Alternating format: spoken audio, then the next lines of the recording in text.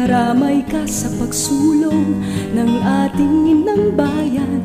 Bawat tahanay may liwanag sa pag-ibig mong laan. Walang talo, laging wagi ka. Sa paggunita sa kalayaan ng bansa at sa kapanganakan ni Jose Rizal nitong taong ito, muli nating ipinagpugay ang kabayanihan ng mga reformista at revolusyonaryo sa kasaysayan ng Pilipinas. Dahil sa kanilang pagsisikap, paninindigan at sakripisyo, atin ngayong tinatamasa ang kalayaan. Ngunit kanino ba natutunan ng ating mga bayani ang pagkakaroon ng malasakit sa bayan? Sino nga ba ang humubog sa kanila upang mapagtibay ang kanilang paninindigan? Ang unang kahalubilo, ang unang guro, ang kanilang mga ina.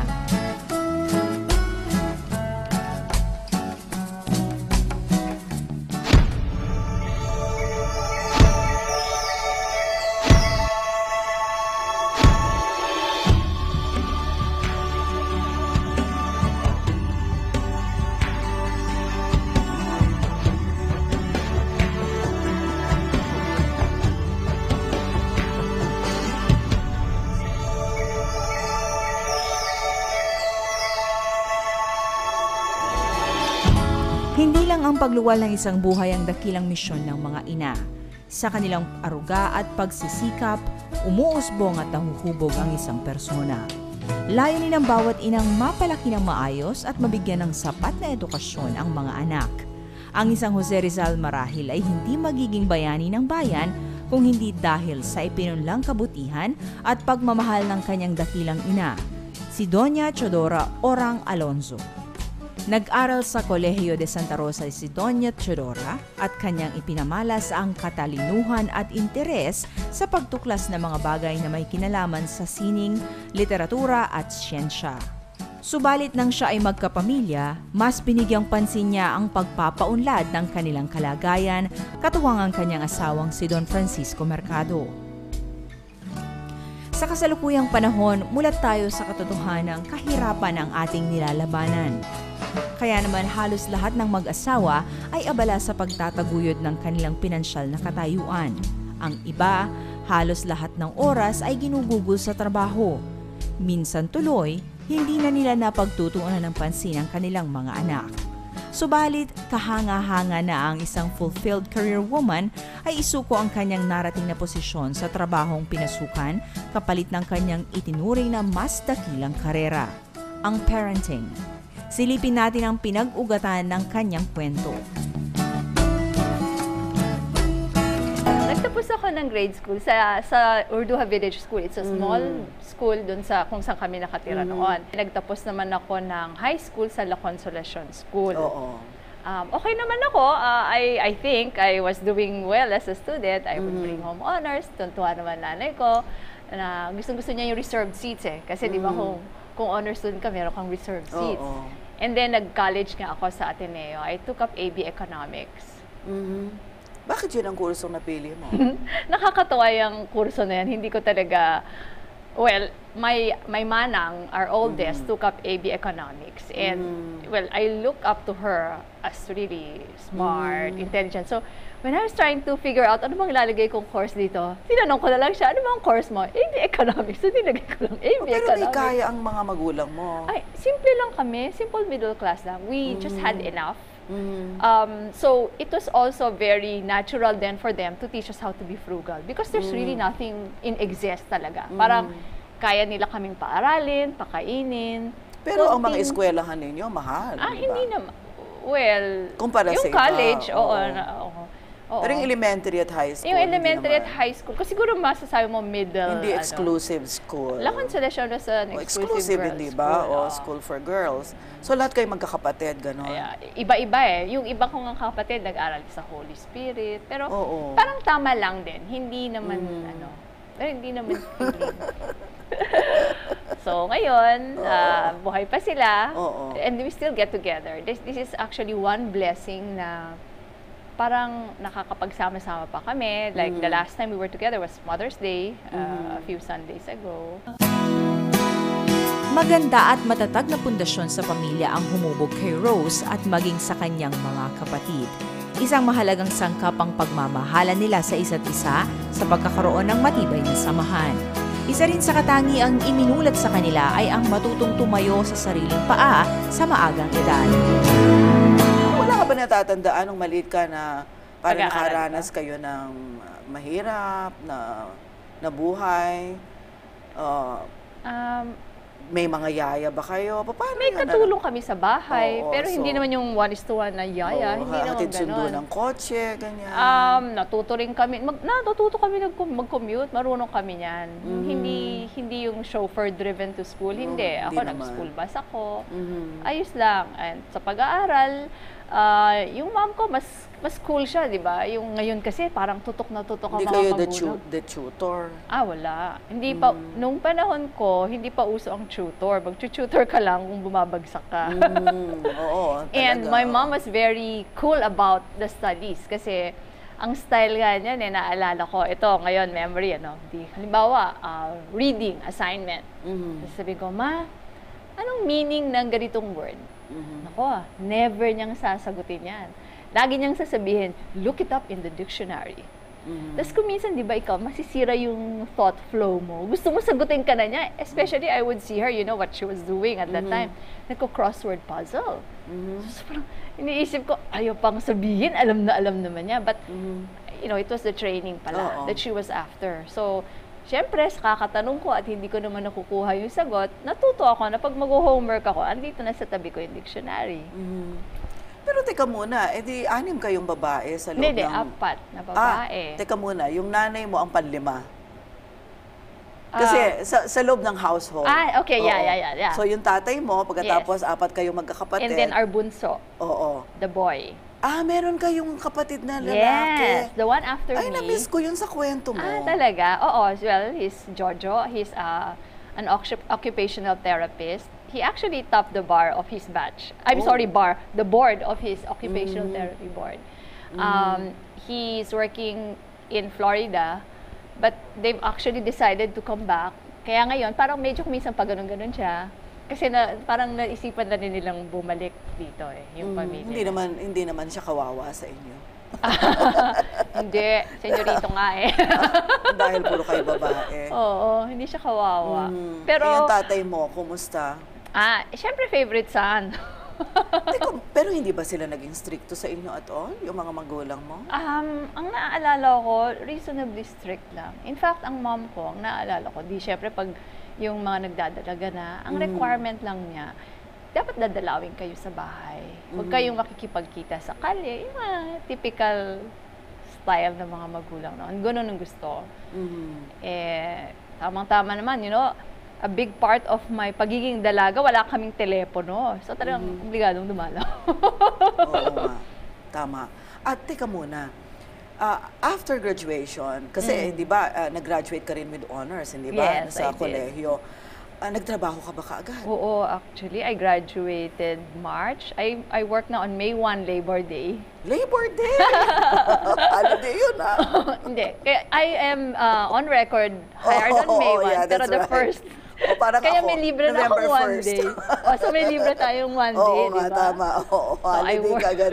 Ang first Yes. day of work. I worked at Far East Bank and Trust Company. Kung naaalala mo pa yon. Yes, of course. During the time I joined Far East Bank, it was the most profitable bank in the Philippines. So parang medyo sikat-sikat din yun. Oo. Anong naging trabaho mo doon? Credit analyst. Tumigil ka ng pagtatrabaho after ilang taon? Almost 10 years siguro. At maganda na ang sweldo mo, ang kita mo. Di ba? Actually, I was contributing half of the family income when I decided. Mahirap na desisyon nyo. Ay, oo. Ano yun? Makwento At yan. yun yung kwento dito Oo. sa libro na ito, Oo, hindi ba? there's one chapter there. Na nagdesisyon ka na huminto ng pagtatrabaho dahil sa mga anak mo. Pero bakit? Kailangan ba talagang gawin yun? Alam mo, ng isang babae? May sariling buhay ka, may sarili kang pangarap, may pinag-aralan ka. kung sasagutin ko yan na kailangan bang gawin ito ng lahat ng babae, ang sagot hindi. Pero kailangan ko ba itong gawin? When I was there, yes.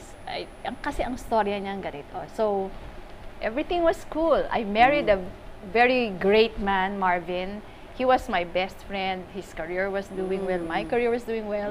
And then we had our first son. Okay pa, no? Kaya pa. Pareho kayong Atenista. Oo. He is 2 years ahead of me in Ateneo. And he also came in at Far East Bank. Doon kami nagkakilala. Hindi kami nagkita sa Ateneo.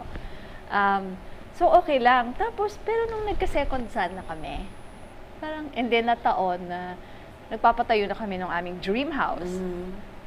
Eh, hindi kami nag-hire ng contractor eh. Kasi sabi, makakatipid, which is true naman. Oo naman, oo. So, syempre, during the day, trabaho-trabaho ako, no? Kasi I was in a parang profit center eh. So, malakas din ang pressure na. It's not a job that when at the strike of 5 p.m., you go home and you forget about it. It's not like that. Maybe, if my work were like that, I could have continued. Kaya lang kasi, pag uuwi na ako, pagod na ako. Tapos siyempre, isipin ko, ano ba yung mga gagawin ko bukas? Ano ba yung kailangan tapusin na deals? Ganyan. Tapos, magko-compute pa ako sa construction. Ilang bags of cement, ilang kilos of nails. Tapos yung mga anak ko, well, my first son, si Marty, nakita mo kanina, he could demand for my attention because he was already, 4 years old at that time. Eh, bibong-bibo na siya noon. Yung baby ko, yung 1-year-old,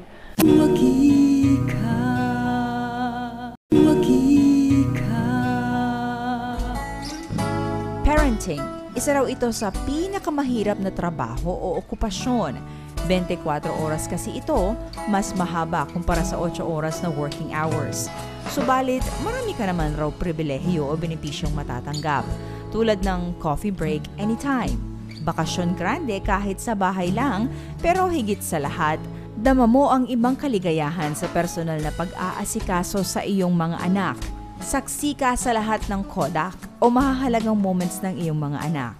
Ikaw ang unang makakarinig ng kanyang unang pagpikas ng salita, pag-awit, paghakbang at iba pang unang bagay na kanyang natututunan. Saksi ka sa kanyang winning moments. At ito ay hindi matutumbasan ng anumang halaga. Sa payday, syempre, mga mabubuting anak ang yayakap sa iyo. Mga anak na sisibol sa panibagong henerasyon, sapagkat sabi nga ni Rizal, ang kabataan ang pag-asa ng bayan. Subalit kung ating kukumustahin ang kalagayan ng iba sa kanila, masasabi pa rin kaya nating ang kabataan ang pag-asa ng bayan?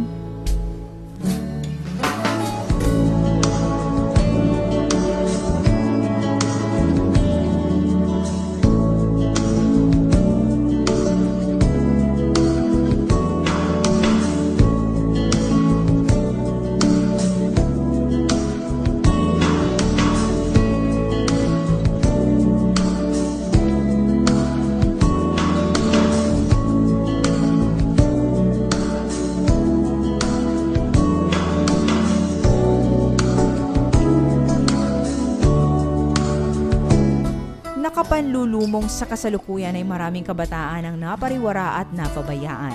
Sa ganitong sitwasyon, paano pa sila maituturing na pag-asa ng bagong henerasyon? Sa totoo lang, kung may tunay na pag-asa ng bayan, ito ay ang mga magulang. Higit sa lahat, ang mga ina na dapat ay nagsisilbi nilang tanglaw.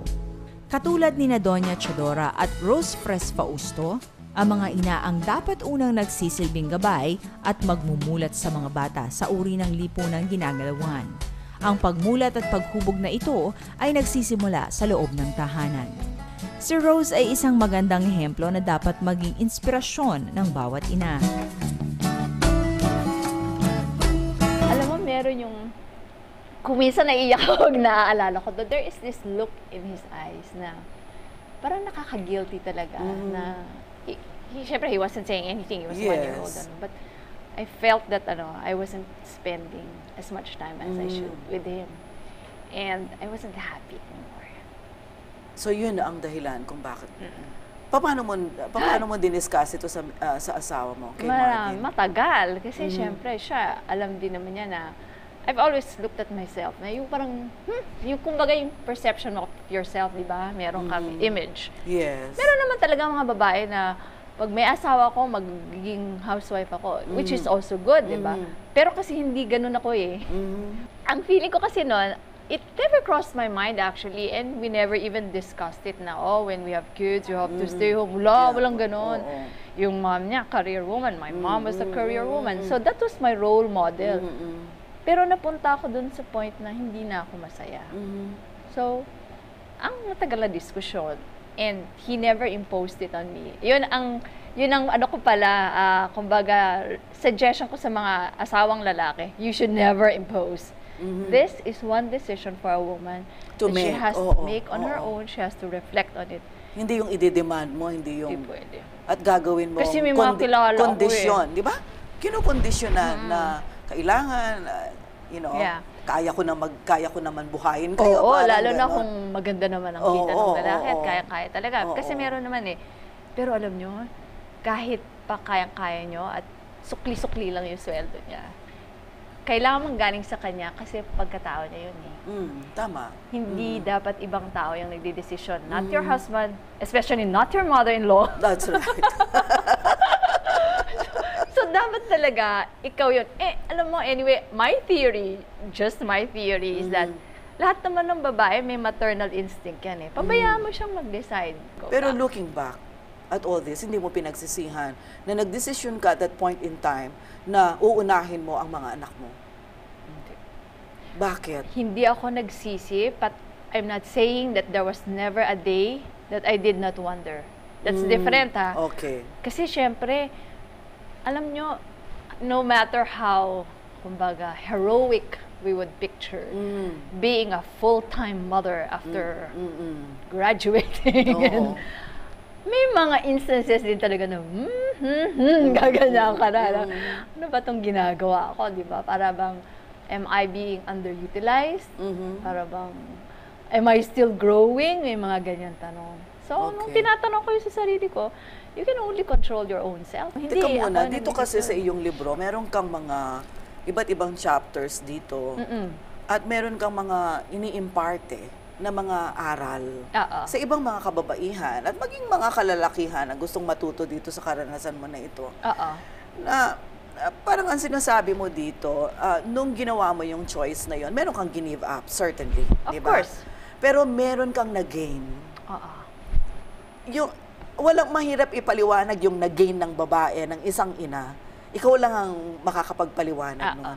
Kasi may mga babaeng chinews nila pero tumanda sila, nire-regret nila nire-resent nila. At in fact, they took it against the husband o kung minsan against the children. At yun ay very sad. Yun yung masakit, di ba? Pero yung sa'yo, punong-puno ng saya. Oo. Kasi siguro, it was arrested at a very early point. Alam ko na pag yan lang ang gagawin ko, baka mabore ako. So, dapat meron kang project. So, kung ano-ano lang. You know, I even studied art. Nag-photography ako, nag-painting ako. I also dabbled into mga businesses. Pero ang priority mo, yung mga bata. Yes. Yung talagang dapat nakatutok ako sa kanila. Anong klaseng tutok? Describe it. For how many years ka nakatutok? Anong klaseng pagtutok? Yung tutok na pag-uwi nila ng bahay. Nandun ka? Nahuhuli ko yung kanilang stories. Very fresh from school. Napagyaman ni Rose ang kanyang karanasan sa pagpapalaki sa 3 anak na lalaki. Dahil na rin sa tibay ng paniniwala na ang maayos na pagpapalaki sa mga anak ang pinaka-importanting kontribusyon na magagawa ng isang magulang sa lipunan. Binigyang buhay ni Rose sa isang libro ang kwento ng pagpapalaki ng kanyang mga anak. Sa paglagi sa tahanan, napatunayan rin ni Rose na isang kamali ang maniwala sa sabi-sabing nakakatanda ng itsura ang nasa bahay lang. Baka yun yung sikreto kung bakit ang bata ng itsura mo. Oo, siguro. Pero baligtad, hindi ba? Kasi sabi nila, pag daw ang babae nasa bahay lang, nag-aalaga ng bata, nag-iintindi ng lahat ng kailangan sa household, yung datnan, iwanan ng asawa, tumatanda ang itsura. Well, ang strategy dyan. Kamaligtaran sa'yo. Oo. Actually, Talagang dapat mas maganda ka. Kasi hindi ka na stress Yung balat mo hindi na masyadong exposed to pollution. Ba? Pero syempre, yung loob mo ulit. Tama. Parang gusto mo ba yung ginagawa? Masaya ka. Tsaka siguro ka na masyadong manonood ng mga malulungkot Ako hindi ako mahilig eh.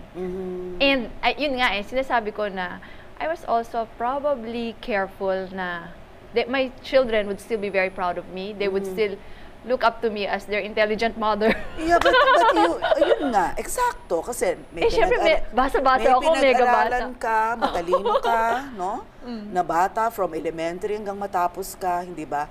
Meron kang confidence eh. Yes. Yun yung meron mo, kanya hindi mo kinwestiyon yung sarili mo. Hindi ka dumating sa point na, yun nga, tinatanong mo, are you being underutilized? But you know, you had a purpose, di ba? Yun yung pagkakaiba. Yun ang pagkakaiba. So you really have to be, kumbaga siguro, purposeful. Parang alamin mo. And you will have to appreciate all the stages in your life. Parang, there was a time nung lumalaki-laki rin sila, nung nararamdaman ko, what's my second win? What's my second win? And then, ginagawa ko ng paraan eh. Sabi nga ng asawa ko, self-healing organism daw ako.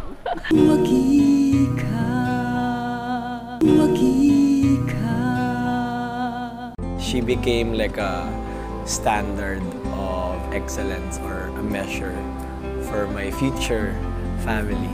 That's why I can say that she did pretty well. Whether she wrote a book or not about it, I think comparing her also to my to the other moms or stories I've heard, she did a good job.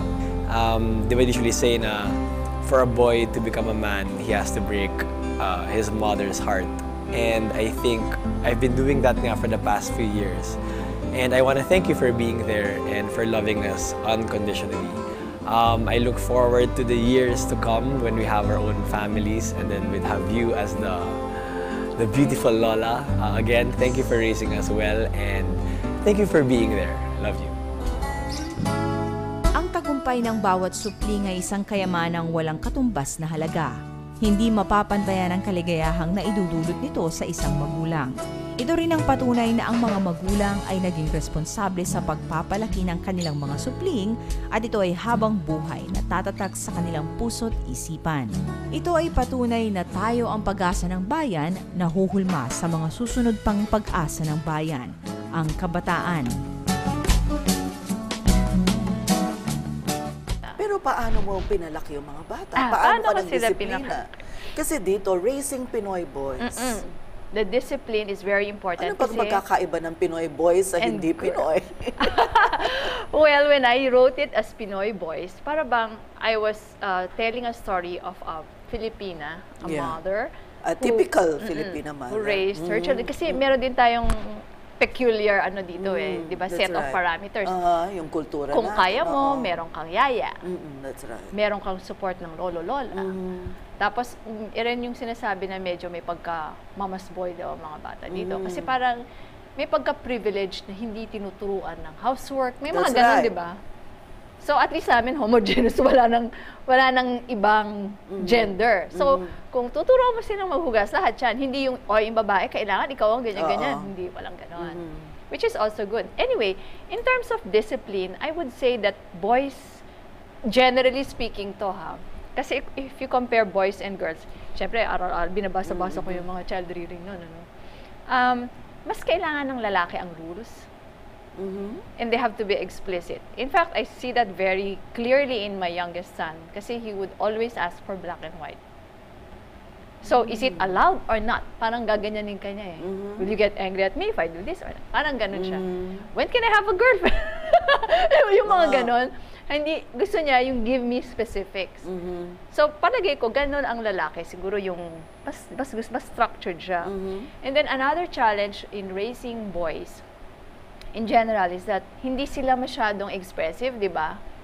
Kaya, alam mo yung maraming mga kwento ng kawawa yung mga lalaki, yung nabubuli, yung maraming masasaklap na nangyayari. Kasi nung maliit sila, di ba, hindi sila pwedeng umiiyak. Exactly! Di ba, bakla ka ba? Gaganyanin na.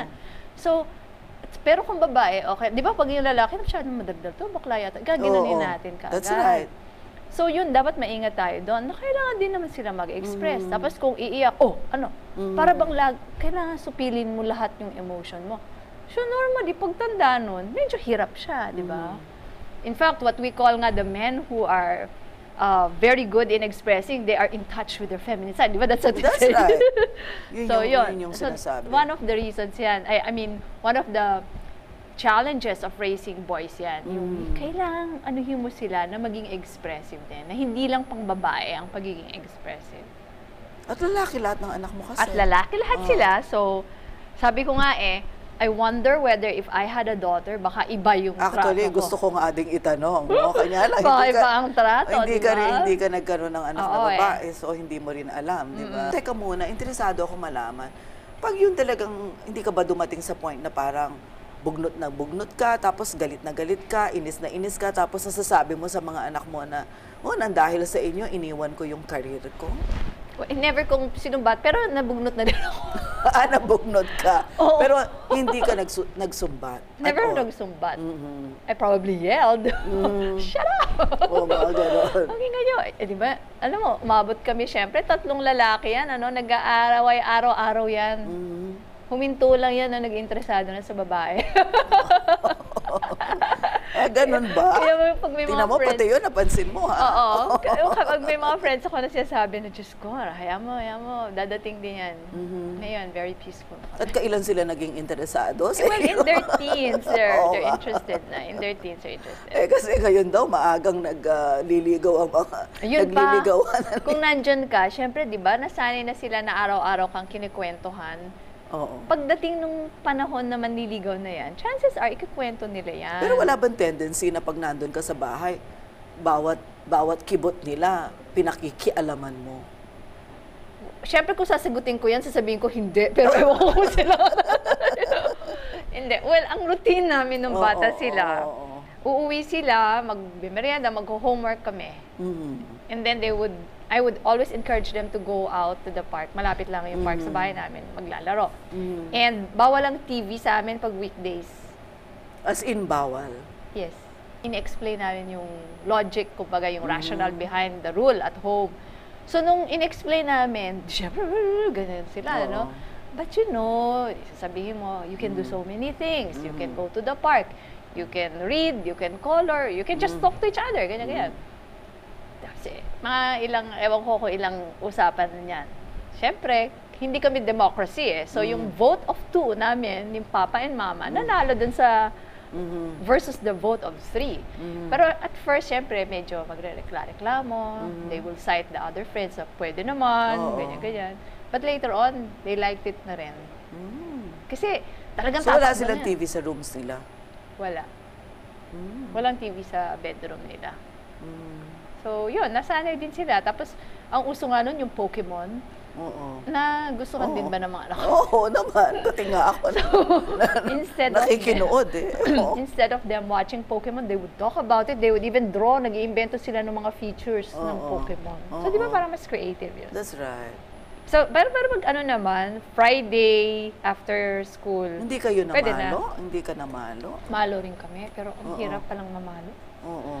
Parang it's always, that's why there's still a big debate about So dito sa pati yung pagdidisiplina nandito. Yeah. Pero you also talk about mga tao na kilala at di ba, mga achievers katulad ni Lance Gokongwei, ni Tony Meloto, Boa Sanchez. Bakit napili mo itong mga tao? Si Chris Chu pala, nandito. Course. So, in-interview mo yung mga parents Yes, nila? that's right. At anong commonality? Ang commonality, they're all very successful, obviously. That's right. Pero somehow, parang they still have that humility. So, parang yun yung napansin ko na common denominator nila. And, So, at yun ay dahil ang magulang tapos ay tumutok sa kanila? Yeah, most of the, I think, yes. Yung mga kwento, oo. Well, in the case of Lance Gokongwei, hindi naman housewife si Mrs. Gokongwei. Pero, they would always be there. Very important din sa kanila yung mga meals.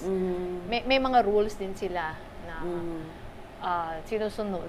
Tapos ganun din, si Tony Meloto, parang laging may mentor. Si Tony Meloto, hindi nga lang parents, meron siyang teacher who really saw the gift in him na smart kid to. And the teacher went out of her way na i-mentor siya. So yun, talagang, alam mo kung minsan, isang taong with authority lang to show some belief in a kid could change his life Naitala ni Rose ang kanyang karanasan sa maayos na pagpapalaki ng mga anak. Naitala naman sa kasaysayan ng mabuting pagpapalaki ni Doña Teodora Alonso sa ating pambansang bayaning si Rizal. May kanya-kanya man silang estratehiya, pareho naman ang kanilang piniling prioridad, ang kanilang pamilya, ang kanilang mga anak.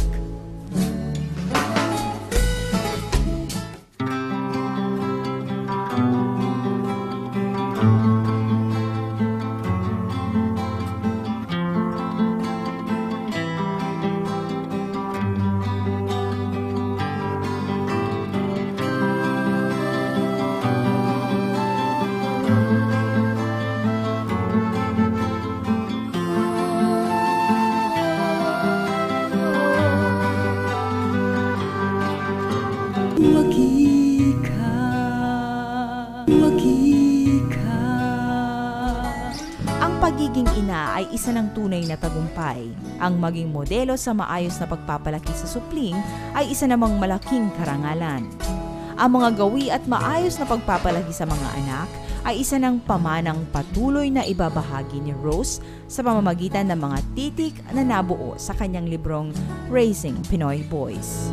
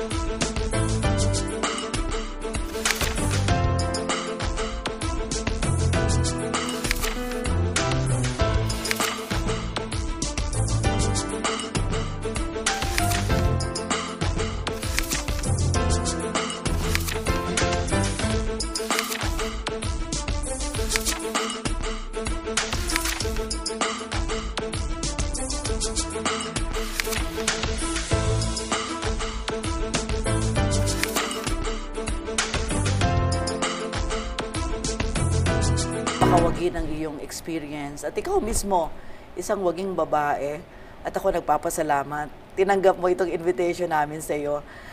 Alam mo, Rose, normally dito sa Wagi, bago tayo magtapos, bilang pagpapaalam, hinihingan namin ang aming bisita ng diretso niyang kausapin yung audience. Okay. Kung meron kang nais iwanan na message o pakisabi mo na rin, saan sila pwedeng Okay. makakuha nitong book na ito? Itong libro na to kasi, this is available in all leading bookstores, National, Power Books, and Fully Booked in Metro Manila.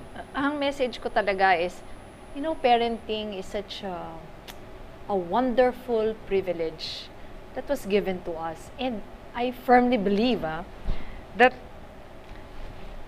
the greatest contribution we can give to our country is to raise our children well, so that they will grow to their fullest potential. And it is in fact the greatest service that a parent can do, because God gave you that great privilege to procreate. And it's very important talaga. You have to figure out how you will be there. Kasi ang bilis talaga. Alam nyo, dati, mga little babies lang yung mga anak ko, tapos biglang, boom, eto na sila. And it's so hard to impart your values in your children if you are not there. That's right. That's right. In fact, I even wrote a poem. It's here ang pamagat ng tula ko, be there. And more or less, it embodies my take on parenting. Na kailangan nandyan tayo. Kung gusto nyo pa rin ipagpatuloy ang inyong trabaho, go ahead. You just have to carve out something and try to structure something so that you are not missing on this. Kasi alam mo, pagdating ng araw, kung nagka-problema sila, may hirapan na sila na ikwento pa sa'yo yun dahil ang dami mo nang na-miss na chapters, kumbaga, sa buhay nila, di ba? That's right. Maraming salamat sa mensahe mo, Rose. Napakaganda ng iyong buhay, thank you, ang iyong karanasan. It was a pleasure. Napakadanda. Ako ay maraming natutunan sa'yo at siguro pwede kong sabihin ngayon sa mga sa mga tagapanood natin na isang bagay siguro na nakapagsisisi nga para sa isang magulang na tulad ko, na nung mga panahon na lumalaki yung mga anak ko, yun yung mga panahon na wala ako. At sana, hindi pa huli ang lahat. Oh, yes. Para sa mga ibang mga kababaihan at mga magulang ngayon, na ma-realize nila yung importanteng mensahe mo, be there for your children. Thank you so much. Waging-wagi ka talaga. Salamat. Thank you so much. Be there. A lesson in child rearing. Be there for your child when he is helpless and wrinkled, for no amount of caring from others can match the warmth of your soft breasts. Be there when he makes his first step, with your camcorder all set, and be ready to shoot, for this scene is so cute. Be there on his first day of school, and as much as you can when he comes home from school. Be there to catch his stories fresh, for weekend is such a long wait. His stories you may never get. Be there to help him with his homework, even if this means quarreling with each other. You'll be surprised how fast he can be independent, for he wants you out of his sight as much as you do just to avoid the fight. Be there during conferences with teachers, no matter what your little boy has in store for you, be it an honor or one trouble or two. Be there when you set your rules, for he learns easily by example. You'll be surprised that even when you are away, your rules he will still obey. Be there when he wants to play. His new tricks he will surely display. You'll be surprised to learn something new about your boy and even something about you. Be there not just for him, but for you. And savor all the flavors of child rearing. The laughter, the cries, the glories, the troubles. For one day, when he is grown up, you will surely say, I'm glad I chose to be there for you. Now, be there.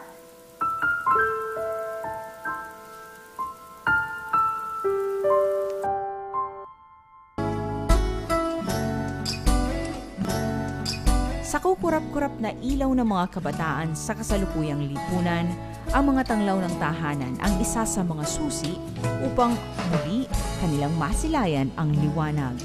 Hindi man tayo makagawa ng libro na katulad ni Rose, ang mga alaala ng ating paggabay at pananatili sa tabi ng ating mga anak ay maitatala hindi lang bilang isang magandang parte ng ating alaala, kundi maging sa ating mundong ginagalawan, sapagkat isang mahalagang pamana at kontribusyon ang mapalaking buo, edukado at mabuting mamamayan ang ating mga anak.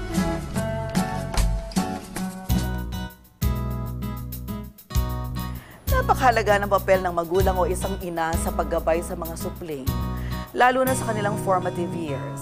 Sa panahon na ito, nabubuo sa isipan ng isang batang kahulugan ng disiplina, pagpapahalaga at pagmamahal. Sa panahon ding ito, nararamdaman ng isang batang kanyang importansya bilang miyembro ng pamilya. Ito ang panahon na sa marami ay palaging kulang dahil sa dami ng dapat ayusin at asikasuhin. Panahon na kailangang ilaan sa mga anak bago pa man maging huli ang lahat.